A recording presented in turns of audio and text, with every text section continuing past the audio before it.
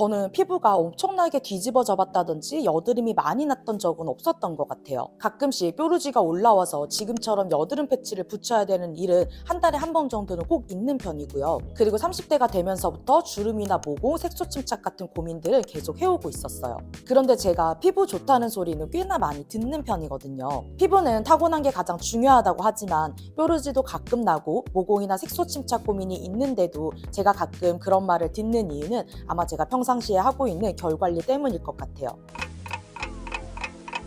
보통 우리가 누군가에게 피부 좋으세요라고 말할 때 피부결이 부드러워 보이고 광나 보이면 우리는 깨끗한 피부라고 인식하는 것 같아요. 그래서 저는 이렇게 환절기라든지 아니면 한 달에 한 번 호르몬 때문에 뾰루지가 올라왔을 때 관리하는 방법이 있는데요. 이 방법으로 관리하면 여드름 관리도 되지만 피부 결이나 광나는 데도 도움이 되더라고요. 그래서 오늘은 피부 좋아지도록 제가 평소에 하는 관리 플러스 여드름 편을 준비해봤어요. 오늘은 여드름까지 관리할 수 있는 피부 좋아지는 방법 소개해드린다고 했잖아요. 그런데 집에서 건드리면 안 되는 여드름이 있어요. 제가 2주 정도 전에 생겼었는데 이렇게 생긴 여드름 있죠. 이건 집에서 절대 건드리면 안 되는 여드름이에요.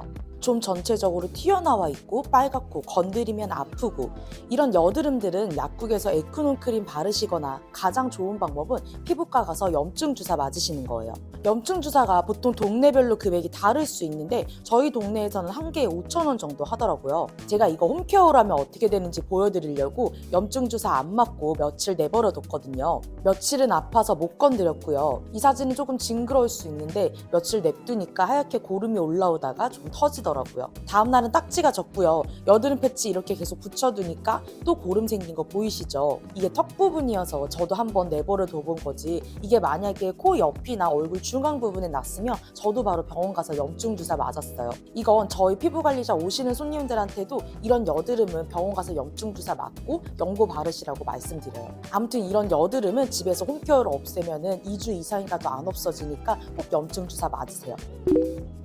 그럼 집에서 관리할 수 있는 건 어떤 거냐면 이렇게 이마나 코 옆에 오돌돌돌하게 올라왔거나 만지면 통증이 없는 뾰루지 같은 것들 있죠. 그런 건 집에서 충분히 홈케어로 관리하실 수 있어요. 이런 거 생기셨다면 그때는 제가 지금 알려드리는 방법으로 한번 따라해보세요. 보통 좁쌀 여드름이나 오돌돌돌한 요철 그리고 뾰루지 같은 것들은 각질 제거가 필요한 경우가 많아요. 좁쌀이 나는 가장 큰 이유 중에 하나가 각질이 피지구멍을 막아서 나는 경우가 가장 많아서 이건 저의 직업템이죠. 저는 이럴 때 이 효소 파우더를 이용해서 각질 제거하고 있어요. 이건 일주일에 한 번 정도 해주시면 되는데 정말 효과 괜찮아요. 사용법은 손에 이렇게 덜어서 그냥 물 묻혀가지고 롤링해 주시면 되는데 이게 입자를 자세히 보시면 피부 예민하신 분들은 좀 까끌까끌하다고 생각하실 수도 있거든요. 매일 하는 것도 아니고 주 1회 한 번 하는 거니까 조금 귀찮더라도 저는 이런 거품 용기나 유리볼에 넣어서 거품을 내서 사용하고 있어요. 이게 딥클렌징 용이기 때문에 이거 하시고 나시면은 2차 세안은 따로 안 하셔도 괜찮아요. 그래서 만약에 메이크업을 했다고 하면은 1차 세안제를 뭐 클렌징 오일이나 클렌징 젤 이런 제품들을 사용해서 얼굴을 먼저 닦아주시고요. 저는 지성이라 클렌징 젤 타입을 이용해서 보통 1차 세안을 하는 경우가 많아요. 이 클렌징 젤 제품이 편한 게 유화 과정 없이도 메이크업이 전부 다 지워주는 편이라 저는 좀 이 제품 많이 사용하고 있어요.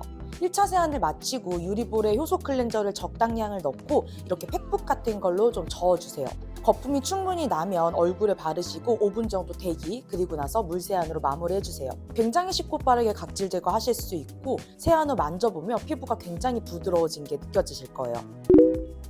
우리 목욕탕에서 때 박박 밀고 나면 처음에는 피부 굉장히 반딱반딱해 보이시는 거 아시죠? 그런데 바로 바디로션이나 바디오일 같은 거 안 발라주면 때를 밀었는데도 피부가 거칠거칠한 느낌이 들어요. 이게 얼굴로 제거하면 각질 제거 후 보습 관리를 해주지 않으면 피부 재생 속도도 늘어지고 회복이 늘어진다는 뜻이에요. 피부가 촉촉하면 여드름이 나지 않는 환경이 되기도 하고 여드름이 나도 흉이 잘 생기지 않는 피부가 되거든요. 그래서 이렇게 각질 제거를 해줬으면 보습 관리 또한 잘해줘야 돼요. 제가 여기서 제가 쓰는 보습 제품 추천드리기 전에 저는 보습 앰플 하나, 보습 크림 한 개만 추천드릴 건데요. 이건 여러 단계를 하는 게 여드름에는 안 좋은 것도 있고 평소에 많은 단계를 거치면 성분이 겹치면서 효과가 더 증폭되는 게 아니라 줄어드는 게 더 많아서 그런 이유도 있어요. 그래서 제가 추천해드리는 방법으로 발랐는데 건조하다 이러신 분들은 평소대로 다 여러 개 발라야지 이렇게 하시지 마시고 제가 추천해드린 제품을 여러 번 덧발라서 몇 시간 뒤에 한 번 더 발라주는 방식으로 한번 한번 발라보세요.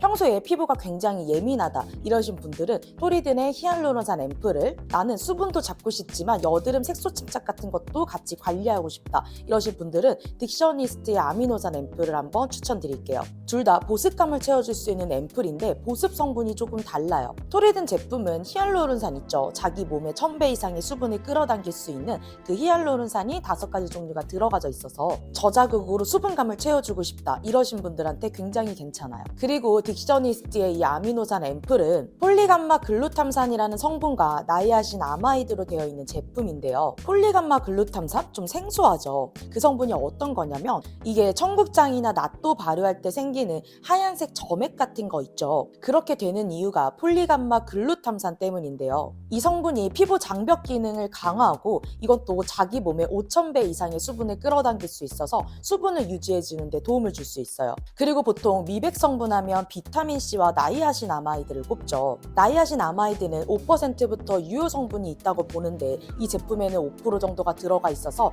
미백 그리고 수분까지 동시에 도움을 줄 수 있는 제품이에요. 그래서 앰플 단계에서 바르실 때 이 토리든의 히알루론산 앰플 아니면 딕셔니스트의 아미노산 앰플 중에 선택하셔서 바르시면 될 것 같아요. 크림은 나드의 수분 크림 이거 하나만 발라주고 있어요. 이 수분 크림도 시어버터나 호호바씨 오일 이렇게 보습에 도움을 줄 수 있는 성분으로만 되어 있어서 진짜 좀 가볍고 아침 저녁 상관없이 바르기에 괜찮은 제품이에요. 이래서 총 정리하자면 1차 세안을 클렌징 오일이나 밀크, 젤 제품 중에 자기한테 맞는 제품으로 한다. 2차 세안 단계에서 주 1회 정도 효소 클렌저로 각질 제거를 해준다. 스킨케어 단계에서 보습을 위해 보습 앰플과 크림 딱 2가지만 발라주고 건조하다면 수시로 덧발라준다. 근데 여기서 스킨케어 단계에서 주의사항이 있는데요. 우리가 세안을 통해서 피부를 약산성 상태로 만들었는데 피부는 원래 상태로 돌아가려고 하는 성질, 즉 중성으로 돌아가려고 하는 성질이 있어요. 그래서 앰플 사용 전에 화장실에 이런 오일 미스트나 워터 에센스 같은 거를 두고 세안 후 바로 뿌린 다음에 화장대로 가서 앰플을 바르시는 루틴으로 진행해주세요.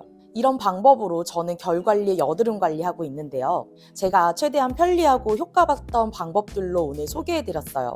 사실 귀차니즘이 심하면 피부가 좋아질 수 없다는 거 알지만 평상시에 따라하기 너무 힘들면 저도 잘 안 하게 되더라고요. 오늘 소개해드린 방법이 피부에 고민 있으신 분들에게 도움이 꼭 됐으면 좋겠어요. 앞으로도 이런 방법 자주 보고 싶으시면 구독과 좋아요 눌러주세요. 다음에는 조금 더 유익한 정보로 돌아올게요.